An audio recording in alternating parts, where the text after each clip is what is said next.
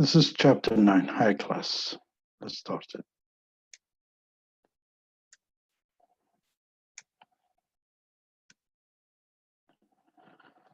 Okay. In chapter 9,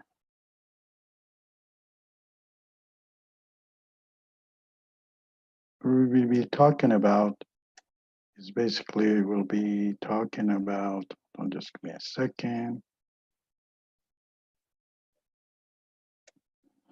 The material requirement planning. So you see, if you have a product and you're trying to produce something, there is a material you require to build it. Now, how are we going to do the planning? How is this planning is happening in the material required planning? So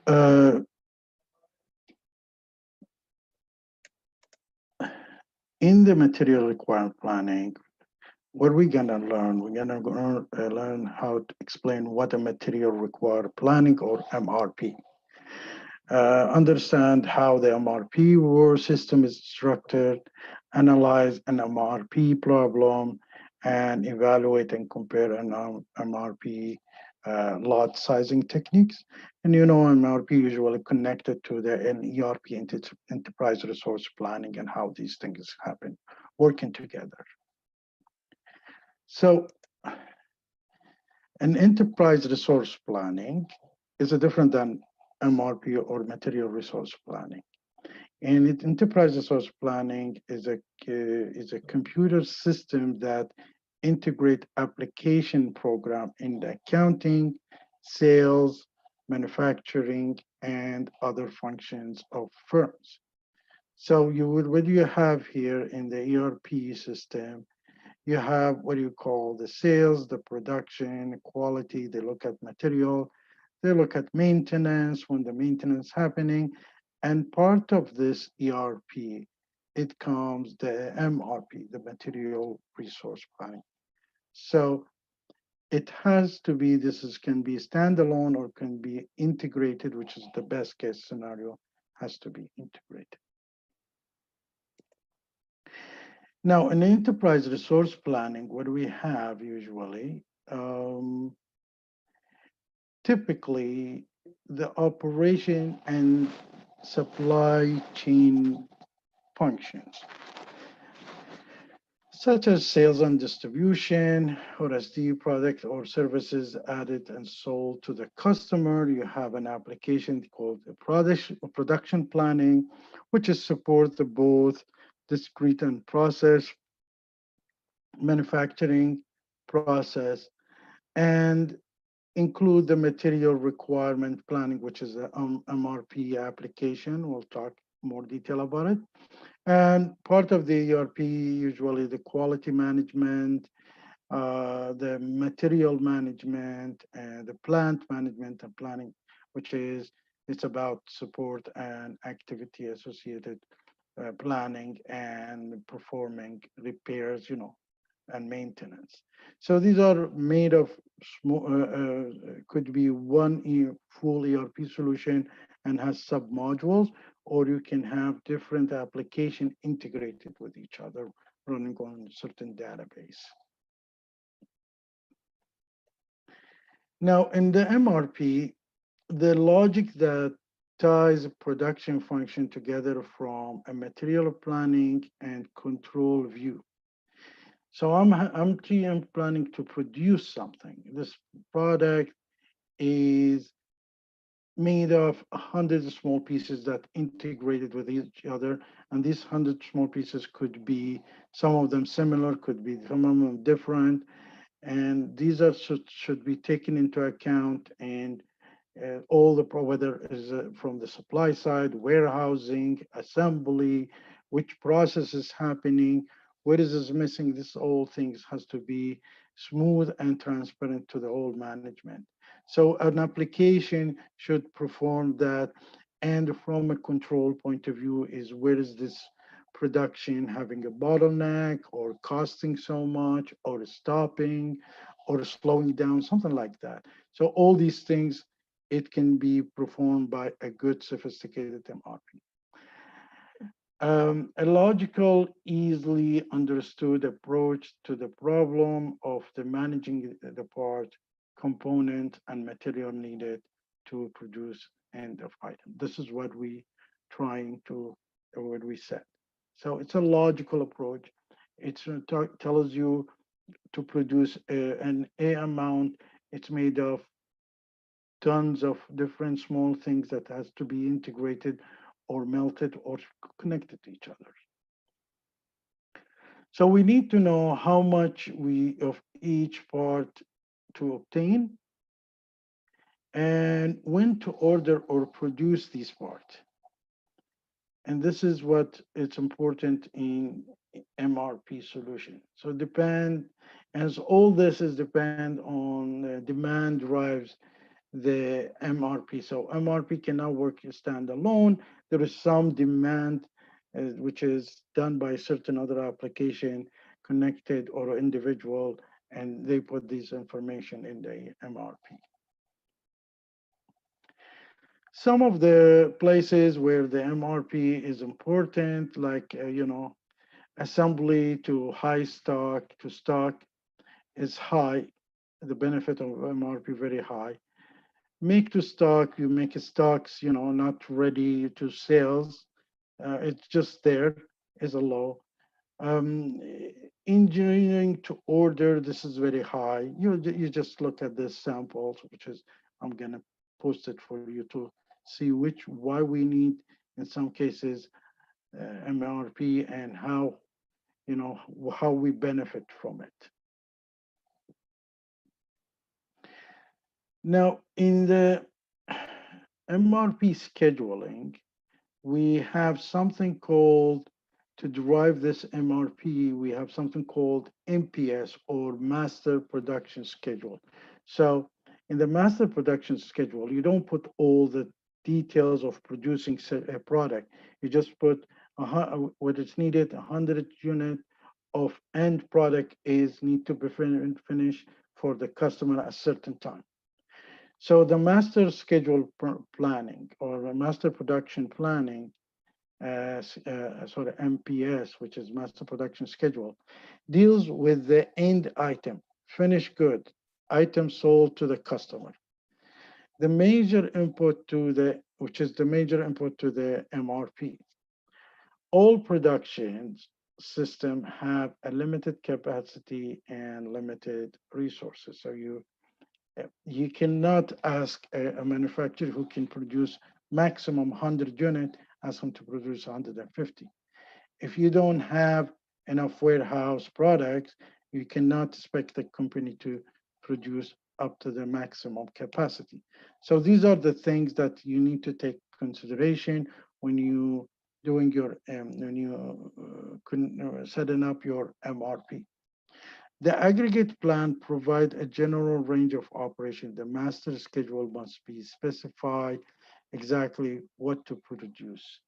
So they will tell you, I need 100 unit at this time to be delivered in this places with this probably quality, this can, all the specification. And this goes to the MRP, and MRP start logically dismantling the order to small pieces and do the process for it.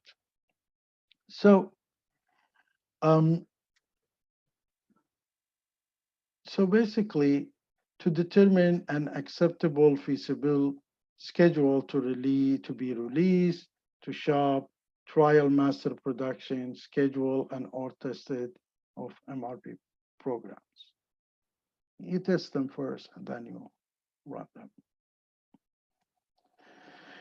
Now, there is a master production schedule, which is we talked about it, and it's about the master production schedule, which is the human being could be also known as a planner, MAP controller, we saw it in the video, must maintain the master scheduling. So there is a master scheduling.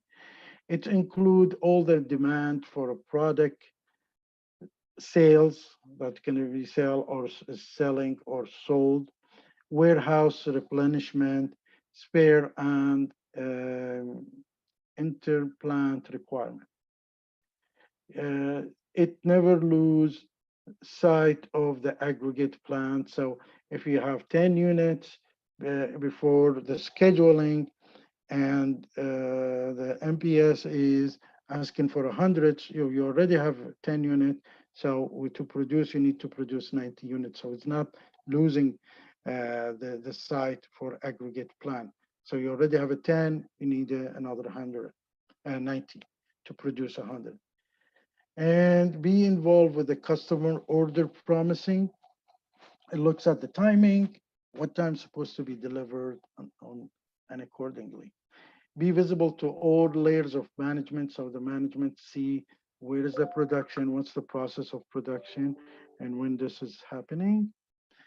The objective manager conflict between the manufacturing, marketing, and engineering. There is always some might have something between marketing, sales, manufacturing, and engineering.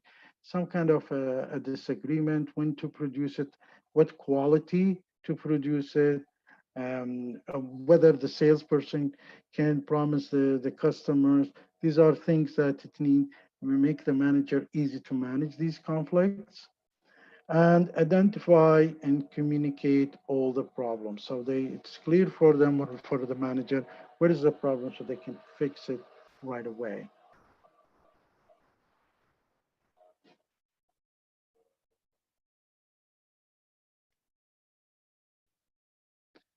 So what do we have? Something else is called available to promise is identify the difference between number of units currently included in the master schedule and the actual customer order. So we spoke about like you're having 10 units in the warehouse, ready to be shipped, and another 90 units is waiting. So you can promise the due date and timing that you can ship them for them because you already have the schedule when these 90 and extra 90 units will be produced. Stock currently held in the inventory may be assigned to a customer order allocated or may be available for a future customer order available promise. So you say you have 10 units and some customer comes and wants 7 units, you tell them, okay, so you can promise these 7 to the customer. So if there is another customer that comes in and asks you for 100 units, the system will tell you that the only available 3 units because you already promised the seven of them, and you need to produce another 97 units, and the MRP will be scheduling that for you how long it takes. So you can promise them to deliver that. So communicating current available to promise quantity can be powerful tool for coordinating the activities of sales and marketing and production. Now, we don't need to look at this part. We just need to know that the MRP portion of manufacturing activity close interact with the master schedule, bill of materials, what it's needed as a part of it, inventories that we have in the warehouse on the record of it, and the output reports, how many being produced, when it's going to be produced, the rest.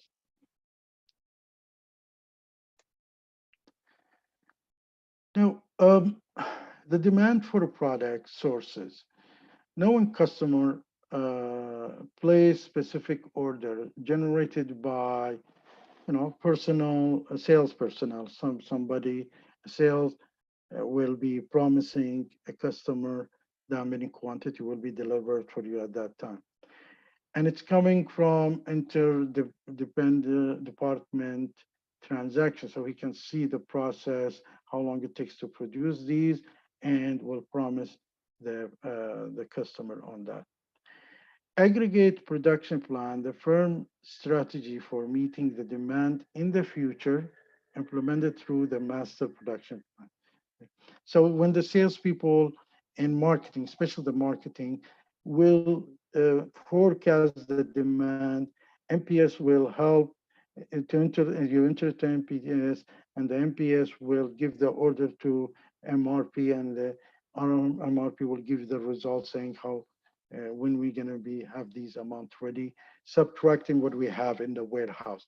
It's more complex, the more the products verify different products, it becomes more complicated, and you need a system to track these things. So part of the production is that you need to clear the bill of material. Bill of material, say, if I'm making one product, say a bike, for example, the bike made of plastic tires, made of the wood or iron, made of the brakes, made of the, these are all things that it's called bill of material. So bill of material is a file contains the complete product description listing the material parts and components along with the sequence in which the product is created. Often called the product structure file sometimes or a product tree because it shows how to produce these things. So these are what you call bill of material, how these things. So there is a different, in each stage, there is a different bill of materials because, for example, for the customer, when you give him 90 units, these are bill of material for the customer. But to produce this 90 unit, one stage earlier, this 90 units is made of each unit made of 10 parts. These are a bill material for producing the 90 units. And then each one, and it's like a tree and a breakdown. We will see it in the next stage, how these things work. For example, the bill of material to produce a product called A. We know by the engineering, a product A is made of two subunits, and each subunit is made of subunit B and subunit C. Now, to produce the subunit A, we need two units of B, and we need three units of C.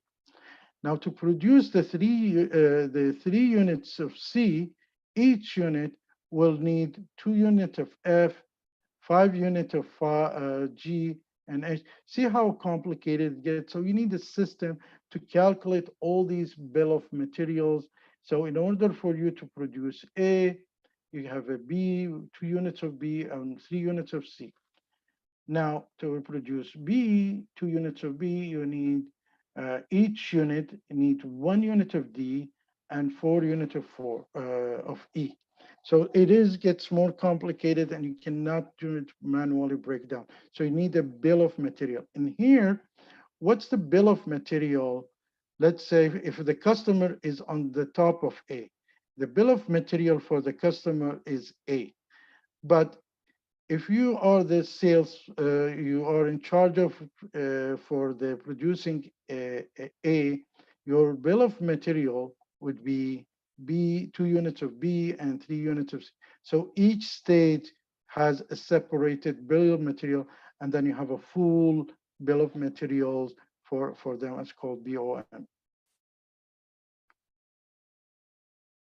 Now, when we talk inventory record, the MRP program accesses the status segment of the record according to a specific time period. So at this time, they have that much unit, but in 2 months down the road, they will have less unit if there is no refurbish, more comes in a warehouse.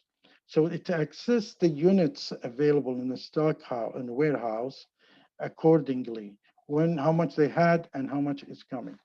So it performs analysis from the top of the product structure downward.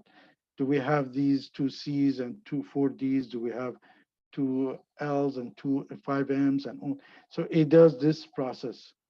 So, and then allows a creation of page of record to see whether is these available or need to be ordered.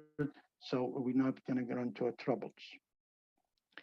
Now, MRP record is the data record and should contain the total requirement, the gross requirement, the schedule receipts, when things is supposed to produce, how long it takes, when it's going to be to the next stage, and next stage when it's going to go to the third stage. Projected available balance, whether we need more or we have enough or we have over, so we don't need to get our machine can keep producing because already we have a lot. So these are the projected available balance. The net requirement, what's required to produce these points, these units, and plan, ordered, received, and release. So when I'm getting a receipt generated, that's the plan order, I'm getting ordered. So this gets be generated. And then when I'm releasing that, is they will get this notification. Now, we have another thing here we need to take into consideration is the least total cost method, which is a dynamic lot sizing technique that calculates the order quantity by comparing the carrying cost and setup cost for a various lot size and then select the lot in which these are most nearly equal. In other words, lot size evaluated are designed to cover an increasing amount of time, week 1, 2 weeks, or 80K. In other words, then it means, let's say you, and you notice that if you go and order 10 products, the whole is $100, so each unit at $10. But the customer, the salesperson says if you order 20 products, I will, instead of selling you at $10 each unit, I'll sell you at $15. So you're going to end up paying $300 for 15 products instead of paying $100 for the. So the more you order, the more discount you get. Now, you need to do your calculation. Do I need to get these 20 products at one time? Can I sell them in a short time? What if I don't sell them? My money will be stuck in the warehouse. This is the calculation you need to do. Now, when your money is stuck in the warehouse, it means more warehouse you need. That's a lot costing. You need more overhead. You need your money stuck there. So you need to calculate if it really the discount is giving you will end up in saving you more money, or really is going to cost you because just because he gave you a discount, that does not mean you are in a good situation because eventually you have to sell it. I'll give you a better example. Say you have a restaurant and you know daily you consume 100 sandwich. So you get 100 buns. Now, the salesperson comes in and says, why you don't buy 200 buns at a discounted price? What do you do? There is two options. One option, you first you look at it, how this product's going to stay alive before it goes bad. Can you sell these amount or are you going to stuck with it? And when you're stuck with it, when can you sell them? They're not fresh anymore. Are they going to hurt the customers? The customer will have less enjoying the food because it's not fresh. Or really, customer, you can manage it that you can keep that amount in a place where you can save money. So this is the calculation you do, saving versus costing that you're not looking at it immediately, which is a warehousing. For example, you need a freezer, maybe a bigger freezer, uh, you know, all these things, or push harder to sell more. You'll give you the customer more discount. These are all things takes into calculation, and there is apps for that to do this calculation. Now, the least unit cost method is a dynamic lot sizing technique that add orders and inventory carrying costs for each trial lot size and dividend by the number of each unit, as I said, lot sizing. Picking the lot size with the lowest unit cost. So basically, what I'm trying to tell you here, well, first of all, we're not going to go deeper than this because there were so many calculations and very confusing. But basically, know this: when somebody comes in and give you a discount on something, you need to do a background check if you are a reseller or you're a business person who are trying to resell, even as an individual. Does this discount that I'm receiving, it's in return that I have to buy more units. Bottom line, am I saving my money or not? How I'm gonna save money or not? How I'm gonna to not to find out is I need to do other calculation of making such an extra order. Do I need a more warehouse? Do I need more electricity? Do I need somebody to monitor that? Do I need to do more marketing to sell? These are things that you need to calculate in order to know exactly the size, the amount, the units that you need as a supplier to bring in. So I hope you understand what is this, and I'll have a good one.